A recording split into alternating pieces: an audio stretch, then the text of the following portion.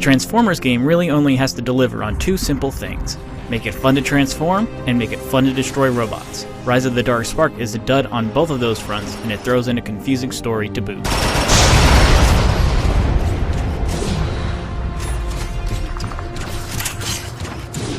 It's a simple storyline about the bad guys wanting to find the Dark Spark, and the good guys trying to stop them. But the way the 14 missions randomly and unevenly alternate between Autobots and Decepticons makes no sense.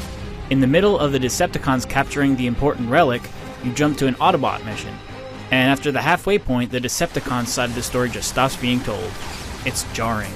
Even worse, because these Transformers now use the Michael Bay movie style, where there is not much to distinguish good guys from bad guys outside of a tiny logo, it can be hard to tell which side you're on.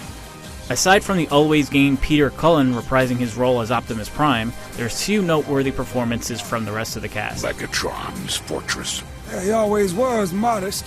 The dull audio and campaign design extends outward, as the soundtrack is a grating Hans Zimmer-style bombast mixed with dubstep, while the stages alternate between bland, dilapidated Earth cities and samey labyrinth outer space bases.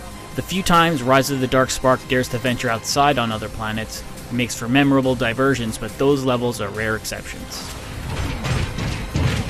Starscream. Quit your dallying! Each of the 20 guns you wield has a very distinct style, from a standard semi-automatic and shotgun to more interesting ideas like an electric beam that changes between enemies, a slime cannon, and dead space like blade and bolo shooters. However, the enemies you'll use them on aren't much fun to fight with. The ones that lack overpowered weapons will perform extreme evasive maneuvers that are doubly frustrating, since you usually need to clear out all enemies in particular sections to progress. The nail in the coffin is that vehicular transformations fail to spice up the combat.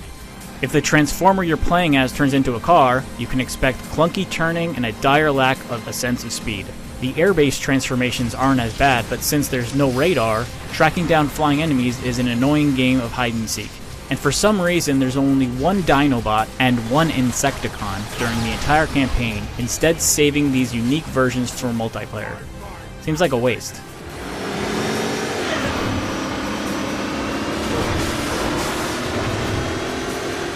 Outside of upgrading your guns with larger clips, quicker reloads, and bonuses specific to each weapon, the rest of Transformers Rise of the Dark Spark's progression systems fall flat. Unlockable gearboxes function much like the customization packs in Mass Effect 3. However, there's just too much inside these packs. The process of slowly sifting through each item to find ones you can actually use becomes boring fast. It's slightly less annoying to open gearboxes while preparing your character for the slightly redeeming online co-op escalation mode. With 4 players against 15 waves of progressively more difficult enemies on 8 well-designed maps, there's a sense of urgency in escalation. There's no epic boss encounters of Gears of War's Horde mode, or the insane extraction endings of Plants vs. Zombies Garden Warfare's Garden Ops, but it's still the most entertaining part of Rise of the Dark Spark. Corrosive installation offline. Transformers Rise of the Dark Spark has a few bright spots.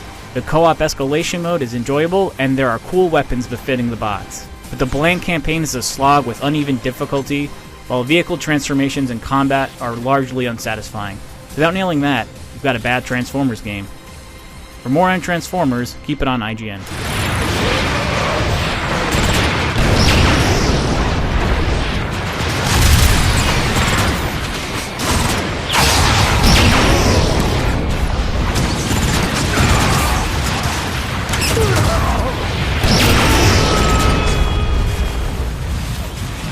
Decepticons!